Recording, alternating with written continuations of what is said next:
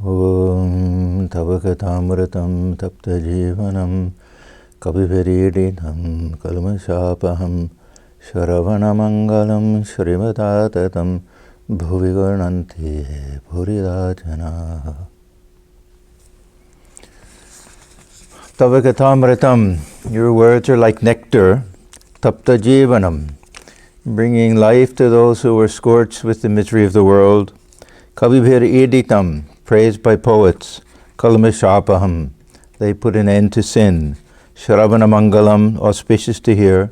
Shrimad Atatam, magnificent and exalted. Bhuvigarnantiye Bhuridajanaha, those who will spread these words throughout the world are the greatest benefactors of mankind.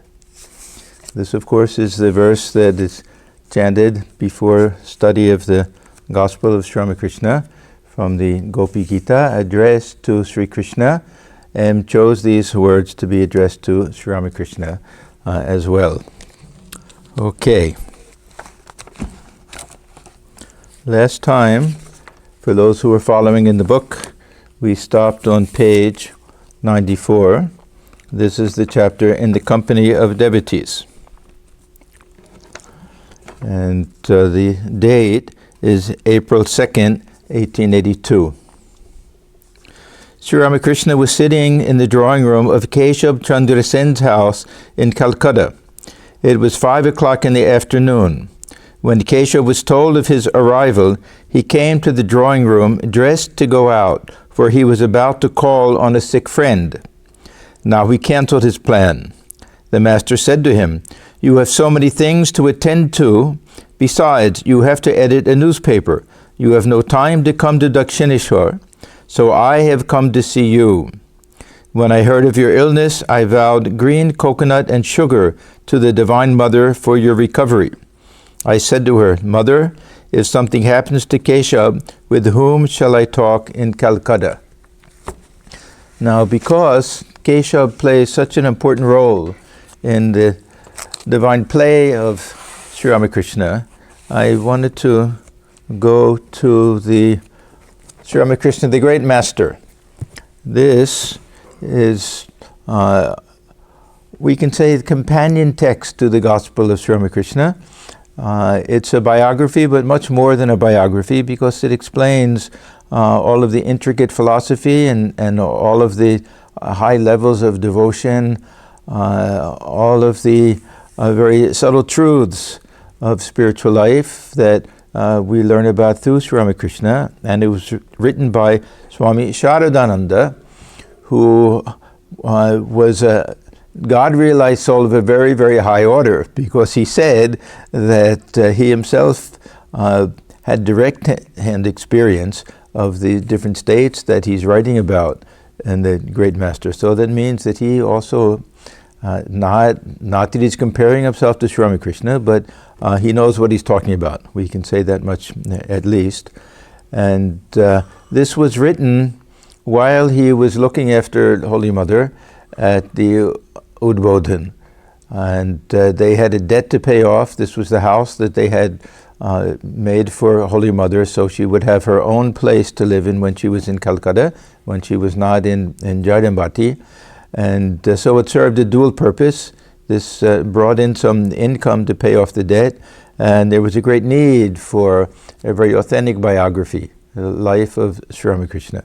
Others had come out, smaller things, some written by people who didn't have first-hand information. There was a doubt and a fear that all sorts of miraculous stories would come out and legendary things that weren't very accurate. So he felt it was very important. Swami Vivekananda, who had passed away much earlier, also felt it was very important that the life of Sri Ramakrishna be presented to the public in a very clear, straightforward, unadorned fashion, just the truth as it was. So we have, as a result of that, this wonderful book.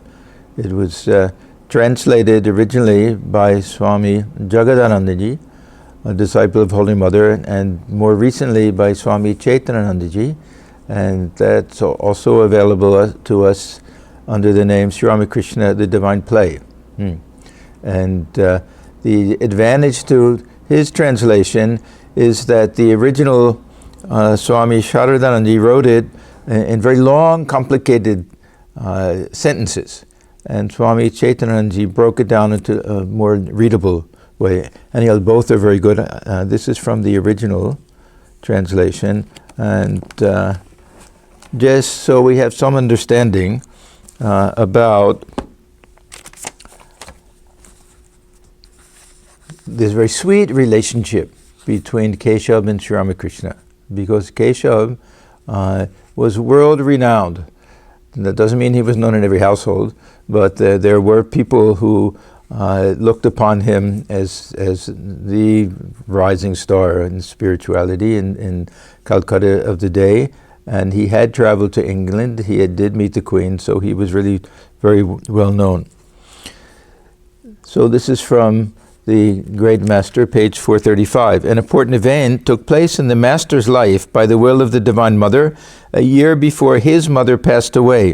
In 1875, there arose a desire in the Master's mind to meet Keshav Chandra Sen, the leader of the Brahmo Samaj of India. While the Master was in ecstasy, he received the direction of the Universal Mother in this matter, and knowing that Keshav with his disciples was then engaged in spiritual practices at Joy Gopal Sen's garden house in Belgoria, a few miles to the north of Calcutta, he went there with Hridoy, and it says in brackets, from whom we have this information, in Captain Vishwanath's carriage, and reached there about 1 p.m. The Master wore that day a piece of red bordered cloth.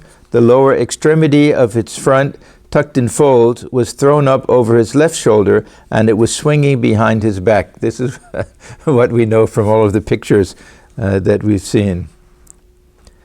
I've spent quite a bit of time in India and in Calcutta, and only once do I remember seeing this. I remember so clearly that I saw someone walking down the street the same way with his they call it the dhuti, the way it's tied, and thrown over his shoulder. And I just thought it was so interesting to see that. And it goes on that Hridoy generally would go and meet somebody first. Either that, or he would go first to introduce his uncle. That means Sri Ramakrishna. So sometimes Thakur would send somebody and say, he wants to meet a Pandit. He'd say, let me know if the Pandit has any spirituality, does he have any humility? If there's no renunciation and dispassion, he was no interest in seeing him. But if he found that the Pandit had all these other qualities, then he was very interested. He would go anywhere. He loved to meet holy people, or people well versed in the scriptures, like Vidyasagar. We'll see so many people that he would go. And in those days, you didn't just show up. And there'll be times when there was great embarrassment because he liked to just show up. And this happened on a couple of occasions. He would ask Mathur Babu, can you take me here, can you take me there? So in this case, he sent Hridoy to meet them, and usually this is what Hridoy would do. He would say, I've come with my uncle. He's heard that Keshav likes to think about God. He also likes that. He'd like to meet him. Is it okay if he meets him? So I think they have chuckled, and because they saw him, and he would say, my uncle, he's a great lover of God. He wouldn't say too much else, that he's a man of samadhi, that he's taken sannyasa. He wouldn't say all of these things. So Thakur came, he showed up, and they weren't terribly impressed. He dressed like an ordinary person, villager, actually, and we know he spoke a little bit of a village Bengali and had a slight stammer, so they weren't very impressed. Thakur came to Keshav and it said, is it true, gentlemen, that you all have the vision of God? I have a desire to know the nature of that vision. That is why I have come to you. So this is how we raised the topic. Perfect humility and simplicity.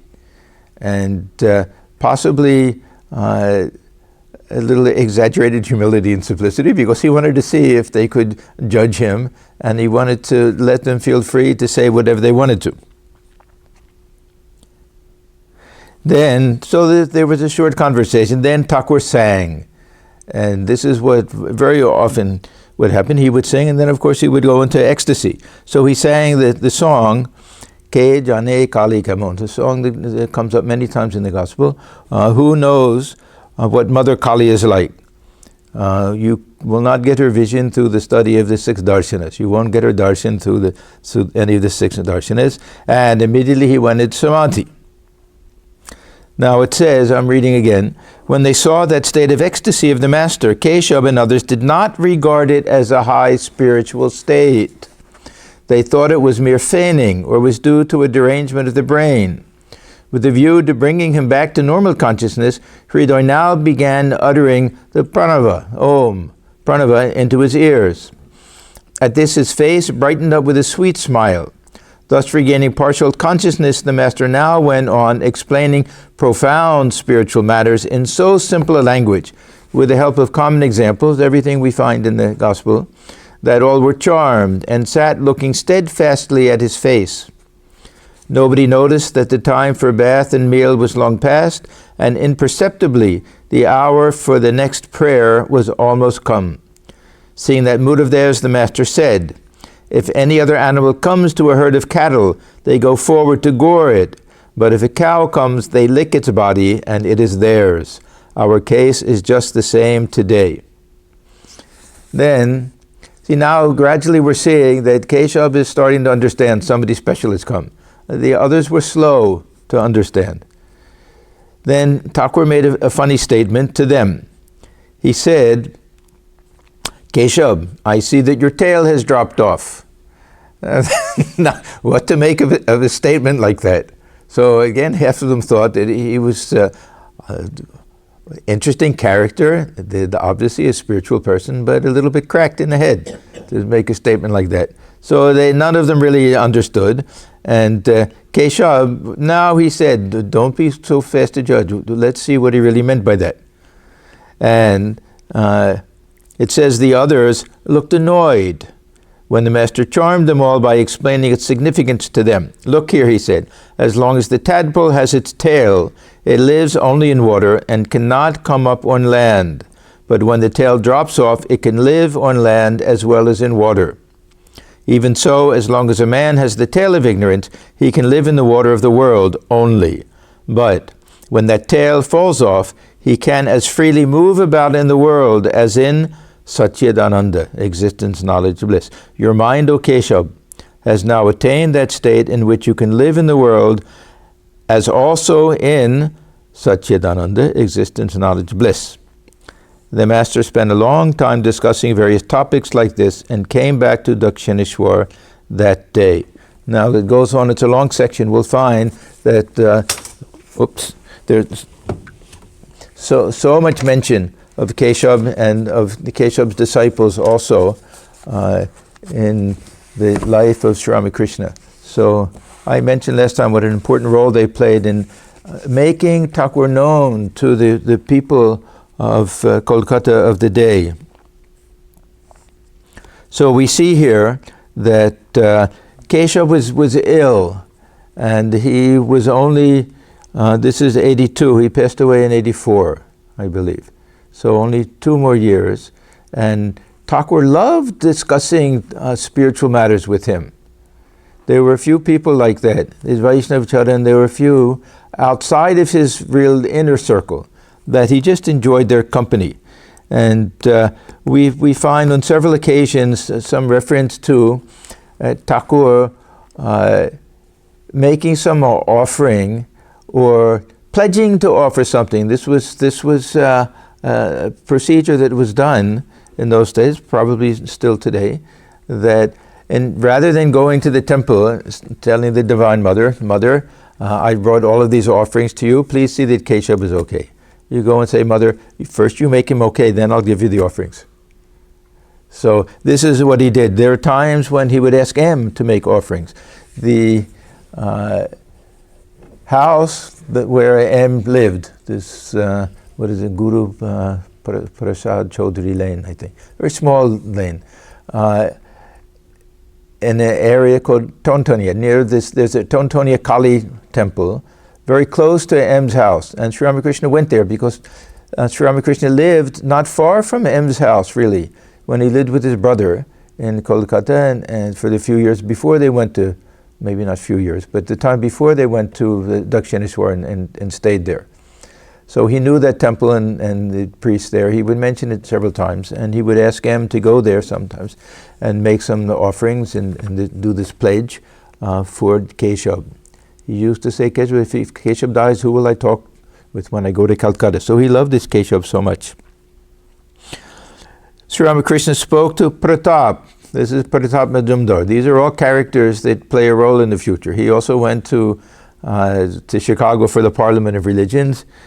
He was very helpful in the beginning in writing something to help publicize Sri Ramakrishna, but a little jealous of Swamiji and his great success in the Parliament of Religions, so it caused a little bit of a problem there. But Thakur liked all of them. He recognized that these weren't his inner circle disciples, that the others were to come. But he did have some level of respect for all of them and some really deep affection. So Sri Ramakrishna spoke to Pratap and the other Brahmo devotees. M was seated nearby. Pointing to him, the master said to Keshav, will you please ask him why he doesn't come to Dakshineswar anymore? Now, he could have asked him directly, but this is another way of getting the job done. So slightly embarrass M in front of Keshav, because M also had a tremendous respect for Keshav. We already found out earlier that there was a family relationship through his wife and others, and he also used to go to the Brahmo Samaj, so that relationship was there. Ask him why he doesn't come to Dakshineswar anymore. Now, this is only April 2nd, right? So how long could he have stayed away? A couple of weeks, maybe, at the most? February, March. He probably came the end of February or beginning of March. He came, I think, 4 or 5 times before that. So it's not that he's been away a long time, but he came so frequently in the beginning, and Thakur was so fond of him. He knew that they had an eternal connection, relationship. So, and he used to say in the beginning, it's good to come more often. We get that with, was it last time with Narendra? In the beginning, when 2 lovers meet each other, in the beginning, they meet each other a little more often. Then, continuing, again, he's talking to Keshav, but within the hearing of M, right in front of M. He, meaning M, repeatedly tells me he is not attached to his wife and children. So again, he's ribbing him a little bit, that probably he hasn't come because he wants to be with his wife and children. M had been paying visits to the master for about a month, that's all. So Sri Ramakrishna had asked M to write to him if his coming were delayed. So imagine how Thakur, how close he felt to M, and how concerned he was about his welfare. He knew intuitively when M came that there was great turmoil in M's mind, and he knew that he had left home and that he was staying with the in-laws, and all of these things were known to him. So he had great concern for the family. After M's son dies, later a tremendous concern for M's wife, who practically went mad. So Thakur really was intimately involved in the family life of many of his disciples. We don't think about that so often, but he, on every level, he had that concern. Pandit Samadhyayi was present. We'll get many references to this Pandit Samadhyayi. He was one of the priests. They would have these, what they called a priest, or minister, really. They weren't priests the way we understand a temple priest, but they were the ones who would conduct the services and do whatever small puja they did for the Brahmo Samaj. Mostly they would need what they called upasana. Upasana was the term they used, a little bit like a congregational type of worship that we find in the West. Pandit Samadhyayi was present. The Brahmo devotees introduced him to Sri Ramakrishna as a scholar well versed in the Vedas and the other scriptures. Now, Thakur was very humorous. He's going to make a great statement that only those who really knew him will understand what he means. The master said, yes, I can see I can see inside him through his eyes, as one can see the objects in a room through the glass door. Now, he's not making any statement whatsoever about him, but we can assume from this that he doesn't have a very high opinion of him, and that will be borne out later. Trailokya sang. Now, this Trailokya, he was the main songwriter and singer for the Brahmo Samaj. He probably led they had their own choir. See, a lot of this church influence stuff. They had their own choir. Trailokya was the main songwriter, but not for long, because Rabindranath Tagore was at that time probably 22 years old, and also had just started writing different songs. So naturally, of course, we know his name, and most people don't know the name of Trailokya. But he was one of the Brahmos that Thakur also loved very much. And seemingly, he had that same respect for Sri Ramakrishna, more than some of the others perhaps. And a great transformation took place in the types of songs that he wrote. One of the songs he wrote, this Amaye Pagul Kore, Dema Pagul Kore, Mother, make me mad with thy love. This was written after he met Sri Ramakrishna, if I remember correctly, and Thakur loved this song. He would very often ask him to sing that song. So the songs were a little bit, I don't want to say dry before that, but not this ecstatic type of love. So they say that Thakur taught them how to call on God as mother. So that element was added to it also. So this Trailokya, he sang, and Thakur loved his singing. Suddenly the master stood up and went into samadhi, repeating the mother's name. Remember, they're in Keshav's house now. Coming down a little to the plane of sense consciousness, he danced and sang. I drink no ordinary wine, but wine of everlasting bliss, as I repeat my mother Kali's name. It so intoxicates my mind that people take me to be drunk. First, my guru gives molasses for the making of the wine. My longing is the ferment to transform it. Knowledge, the maker of the wine, prepares it for me then.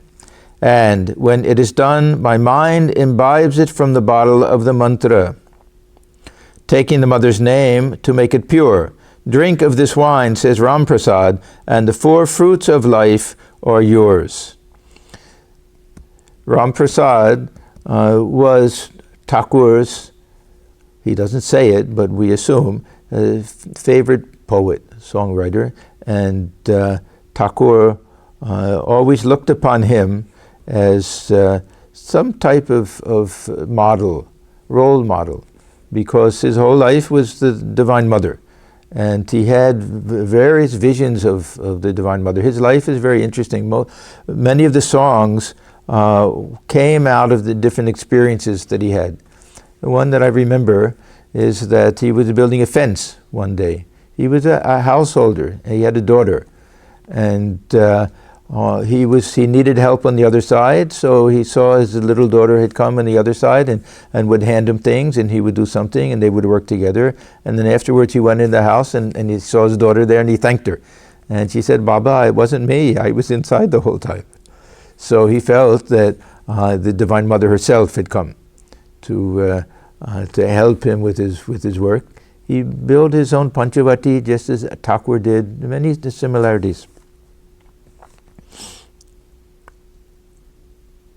The master looked at Keshav tenderly, as if Keshav were his very own. He seemed to fear that Keshav might belong to someone else, that is to say, that he might become a worldly person. Looking at him, the master sang again, We are afraid to speak, and yet we are afraid to keep still. Our minds, O Radha, half believe that we are about to lose you.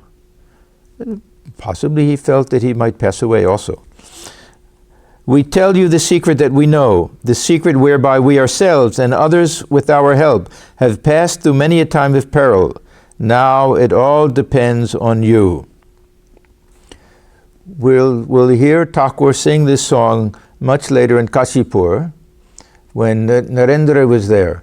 The period when Thakur was ill with cancer was a very traumatic period for all of them, but especially for Narendra, later Swami Vivekananda, because he had to deal with this poverty issue with his family. His father had died earlier, and the tremendous burden of trying to find a job, which was very difficult in those days, to get a job and to make sure that they had enough food and clothing and everything. They were really reduced to poverty instantly, overnight. When the father had passed away, all of the relatives took advantage of the situation. It was a very terrible situation. And during that period, he had to study for his exams. He was studying to be a lawyer because his father was a lawyer, and that was the profession that either he felt he should follow or he was encouraged to follow. And it was a great burden on his mind because the whole time he wanted to be with Sri Ramakrishna. Here he's stuck with his books and everything. One time he said he reached such a state where he just threw his books down and ran the whole way to see Sri Ramakrishna. But at the same time, he had the tremendous desire to leave everything and to renounce the world, and had some slight secret plan. We don't know much about it, how definite it was. We know at one time that he did leave and go on pilgrimage to Bodh Gaya. He went with his brother disciples, Kali and Tarak, later Swami Atmajnanananda and Swami Shivananda. Some little plan that he would just take off and be a wandering sadhu. So Thakur sang this same song, and Narendra knew that it was addressed to him, what he meant, and both started crying.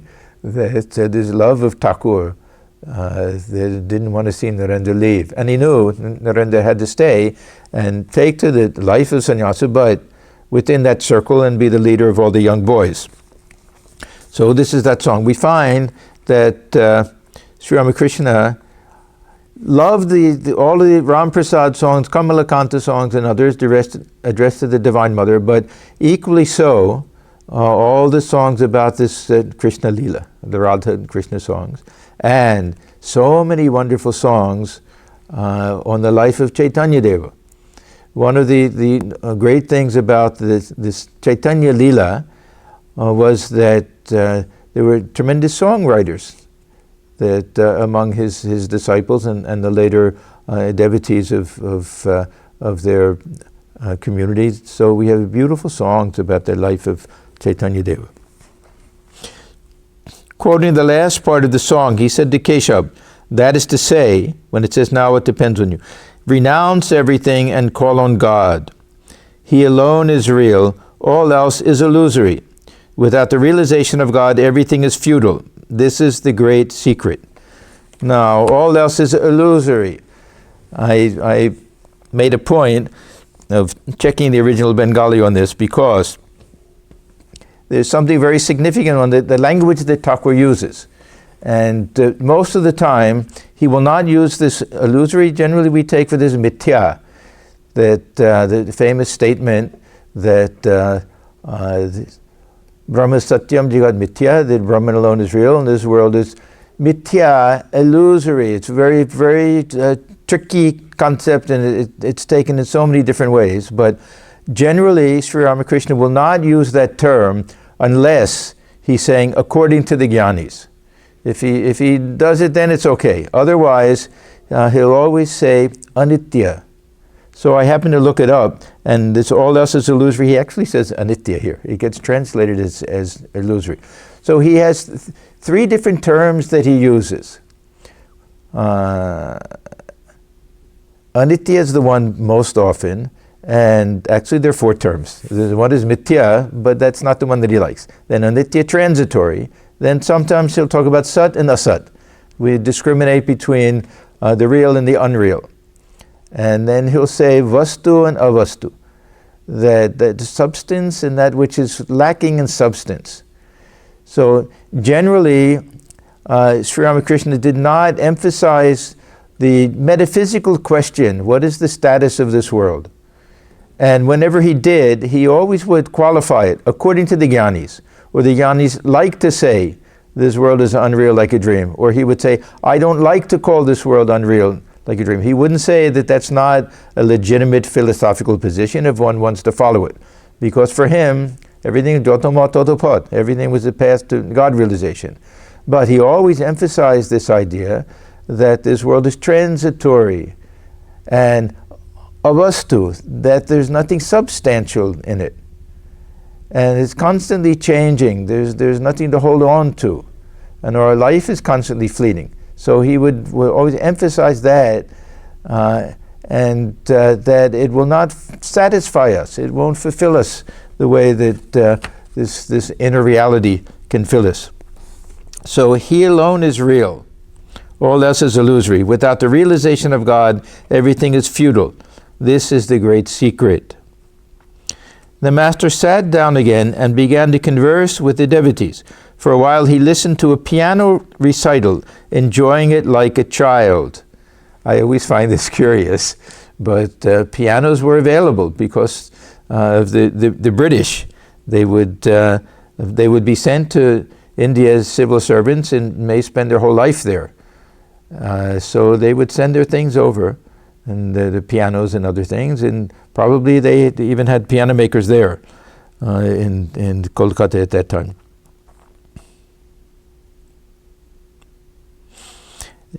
So for a while he listened to a piano recital, enjoying it like a child. Then he was taken to the inner apartment, where he was served with refreshments, and the ladies saluted him.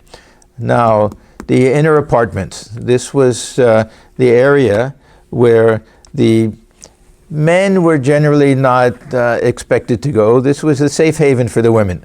The women were, it was two things. One was they were definitely restricted.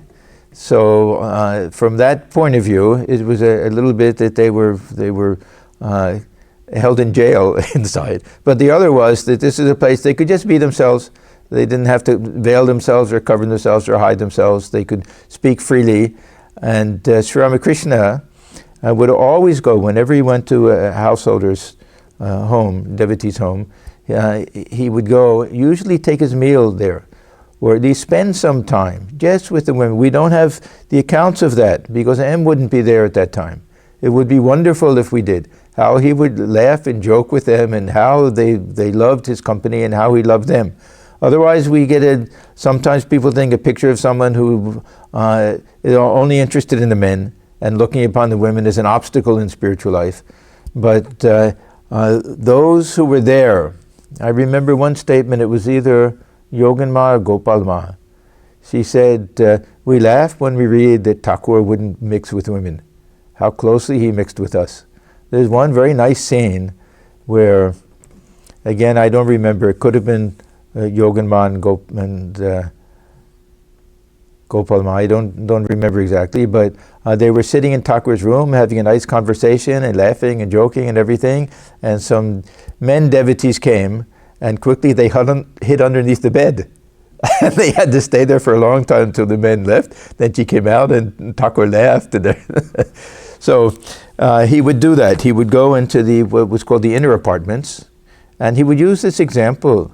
This is where God dwells, in the inner apartments. That's it, within the depths of the heart. That this is where we have to go. Kujo nijo ontopure. He said, where do you want to find God? You have to search in the depths of your heart, that inner apartment. So there he was served with refreshments, and the ladies saluted him. As the master was leaving Keshav's house, the Brahmo devotees accompanied him respectfully to his carriage. This is a week later, April 2nd, now it's April 9th. So we don't have the day, but it must be a weekend, because now probably M school has started again, and he can only come on, oh, I'm sorry, it's a Sunday. Yeah, so it says it specifically here. Sunday, April 9th, 1882. So one thing Thakur would do when the young disciples would come on a weekend, he would say, come sometime on a Tuesday or sometime during the week, on an auspicious day, when the others aren't around. So we get, of course, these burning words of renunciation here, but apparently when it was just the future monastic disciples, it was raised to a much higher level even. So it was Swami Premananda or Yogananda, Premananda, I think, who said, yes, the gospel is nice, but it reads like this is some ordinary lectures. You should have been there when it was just the disciples themselves. Not that the message was so different, but the emphasis would have been much more on renunciation. Sri Ramakrishna was seated with his devotees in the drawing room of Pran Krishna Mukherjee's house in Calcutta. We have all of these characters. Pran Krishna, he was the fat Brahmin, the Mota Brahmin. Thakur had nicknames for all of these people. These were all the devotees, not necessarily disciples of Sri Ramakrishna, but this first group before all of his intimate disciples came. Then we'll see also this Colonel Vishwanath. So Sri Ramakrishna was seated with his devotees in the drawing room of Pran Krishna Mukherjee's house in Calcutta. It was between 1 and 2 o'clock in the afternoon. Since Colonel Vishwanath, so this Colonel Vishwanath Upadhyay, it says he was a resident of the Nepalese government in Calcutta and a devotee of the master. He was a colonel, but Thakur always called him captain. I don't know why. Colonel Vishwanath lived in that neighborhood. The master intended to visit him before going to see Keshav at the Lily Cottage. This Kamal Kutir, this was the place where, kind of a garden house where they would all go, the Brahmos, and have meetings there sometimes. They had their own hall, but they also met there, and they also met in different homes of devotees. A number of neighbors and other friends of Pran Krishna had been invited to meet Sri Ramakrishna. They were all eager to hear his words. Master, glory and his God. God and his glory. So Ishwar and Aishwarya. God in his glory. The universe is his glory. People see his glory and forget everything. This is another theme that Thakur used to say. That he would say Brahmos, they would give their lectures and he would say, yeah, it's fine, but why do you talk about all these, how great is this creation and that, what wonderful things you've done? Yeah, if you go to the garden, don't simply go and see the flowers and praise them and everything. Try to find the gardener. Is he the one responsible for all of this? So God in his glory, this universe is his glory. People see his glory and forget everything. They do not seek God, whose glory is the world. All seek to enjoy lust and gold. But there is too much misery and worry in that. This world is like the whirlpool of the Vishalakshi. Vishalakshi, there's a very small temple. If you go to visit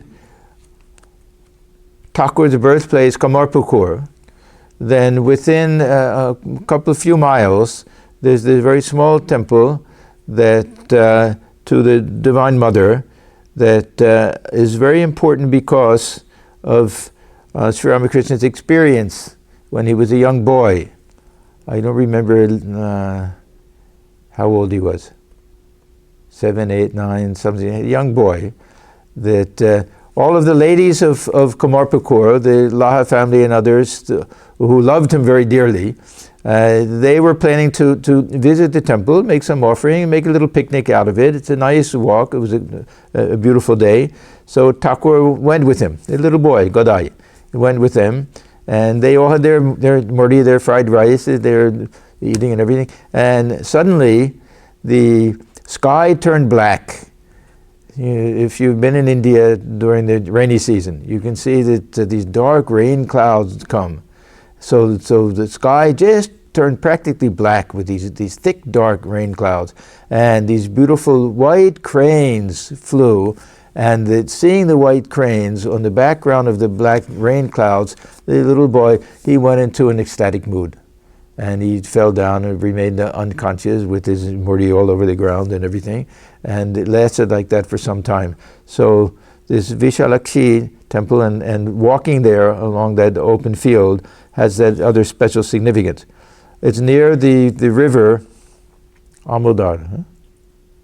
Anyhow, with the river, and there's a little eddy, a little whirlpool there, that if anyone fell into it, something fell in it, would disappear.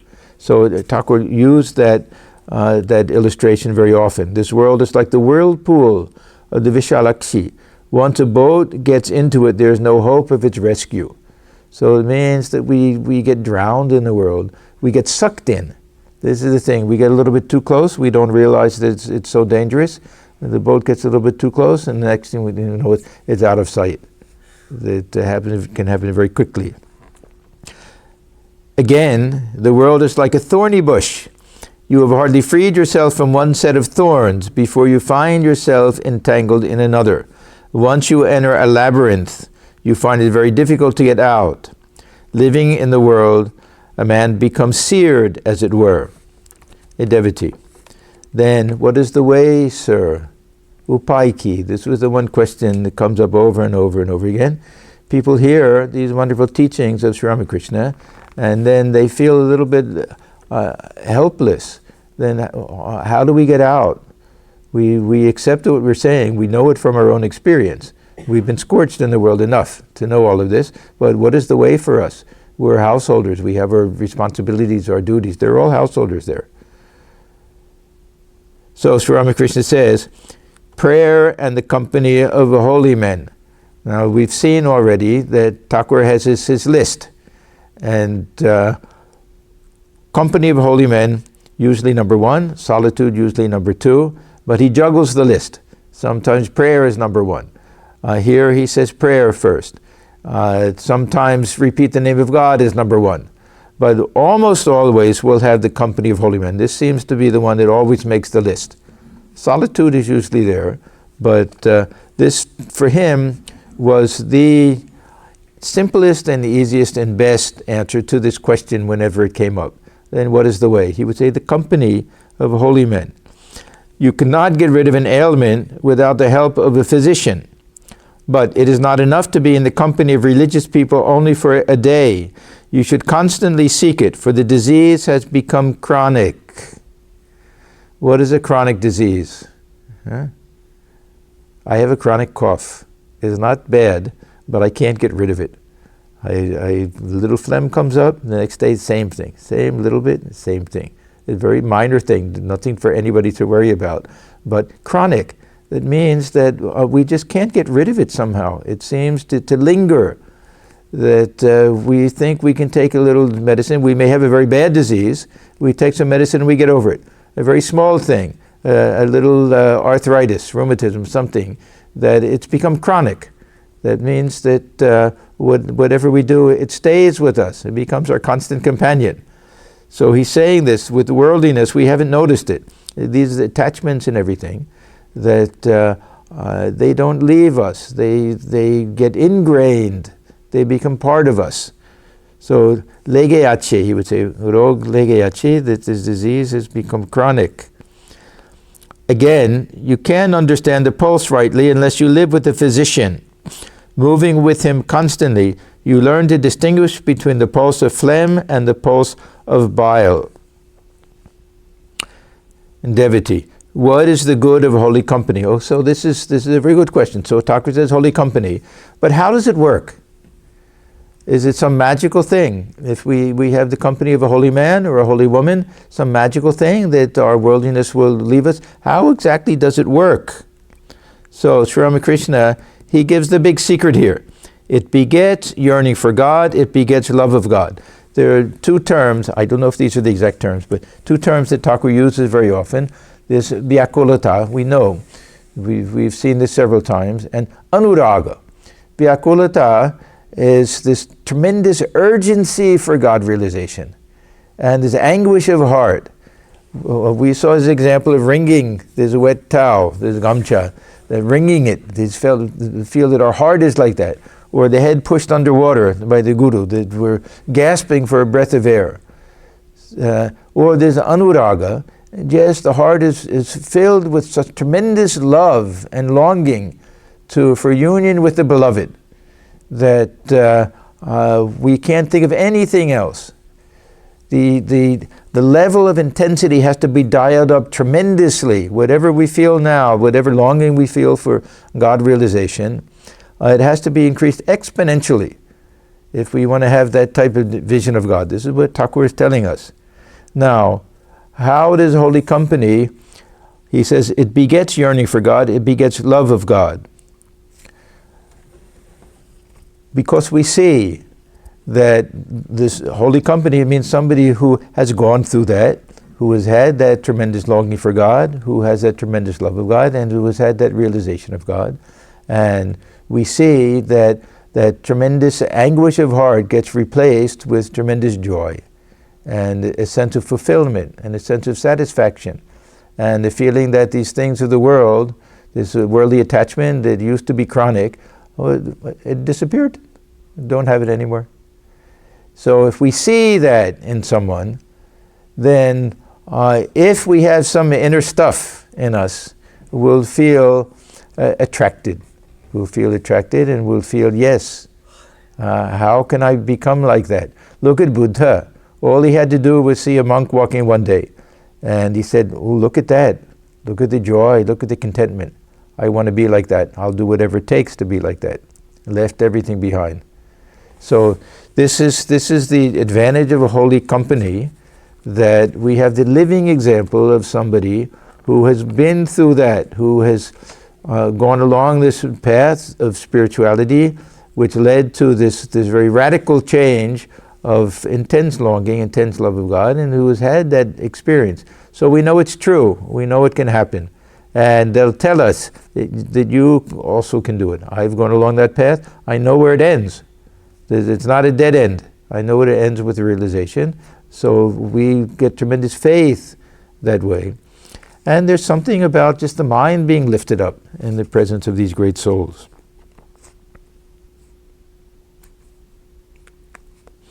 So what is the good of holy company? It begets yearning for God. It begets love of God. Nothing whatsoever is achieved in spiritual life without yearning. We can do things in a routine fashion, and it serves a purpose. There's no question about it. But comparatively, the purpose that it serves is very minimal. We shouldn't think, if we sit for meditation, we do our japa, and the mind is wandering, that we've wasted our time. Something has been accomplished. Holy Mother always gives the example, whether you dive in the water or you're pushed in the water, you get wet both ways. So we've repeated the name of God, something will come of it. But it's relatively small compared to what will come from repeating the name of God with concentration and with love. If we can do it that way, then the results are tremendously greater than if we do it mechanically. But this is also the result of practice and the result of grace. We shouldn't give it up because in the beginning it's a little mechanical. It starts out that way. Actually, sometimes it's the opposite. Sometimes it starts out, the beginning of spiritual life, with tremendous fervor, tremendous longing, and the taste. We want to have that realization, and we don't get it then. But after that, we have to have that dedication and patience, and go on with our spiritual life, knowing that that will come back again. That we'll have that realization. This is sometimes called the honeymoon period. That we have that. I used to think of this as in the old days, if you joined a new bank, they may send you a toaster or give you some present or gift or something. Then after that, no more gifts. They start charging you. They check that you're right. So we start paying our dues. So sometimes it's the other way. In the beginning, tremendous fervor. But if we don't realize God in the beginning, this is the test. Do we give it up? No. Then we have to be very steady and routine. And that fervor will again grow and grow and grow till we get this real longing for God.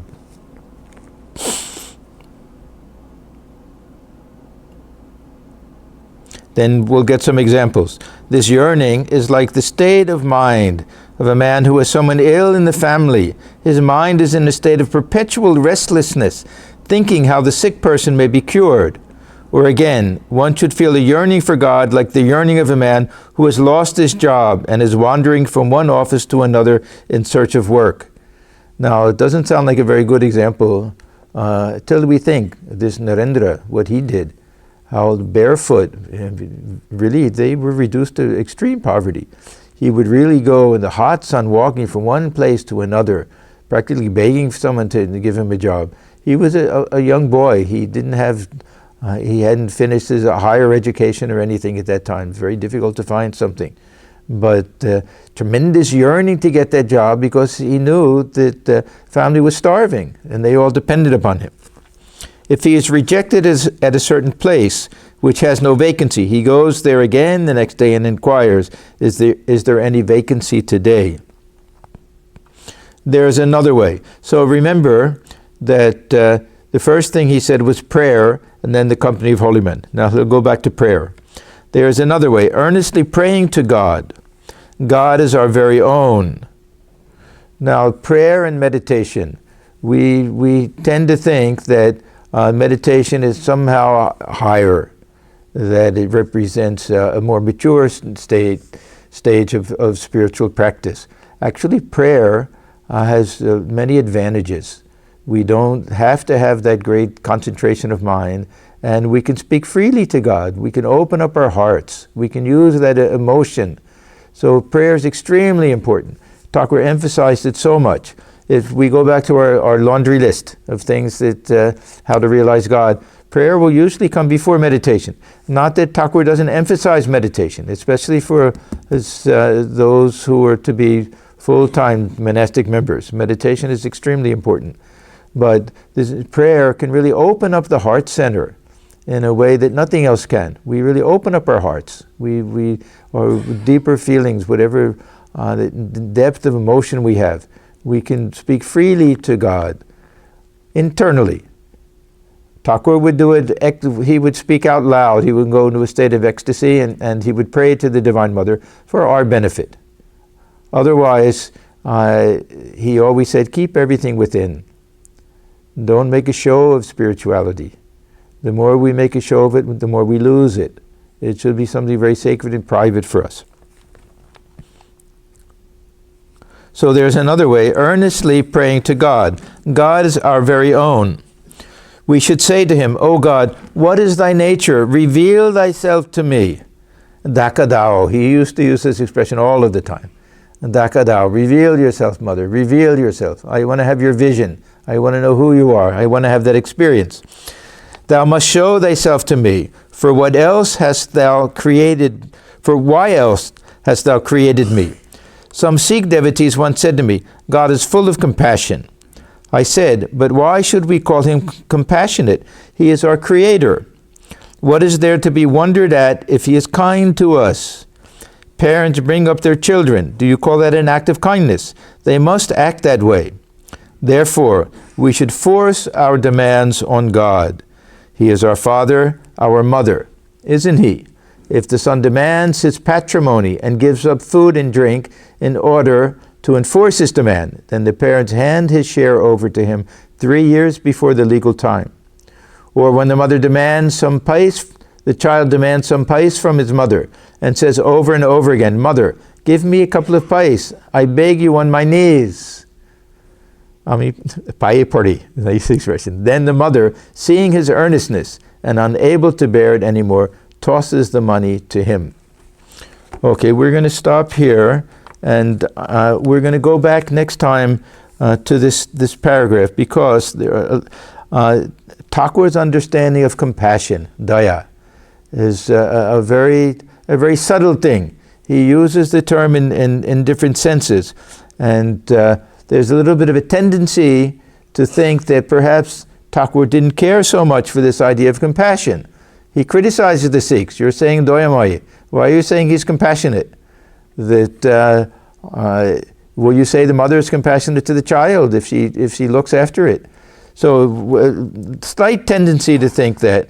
On the other hand, he'll say that this compassion is a minimum.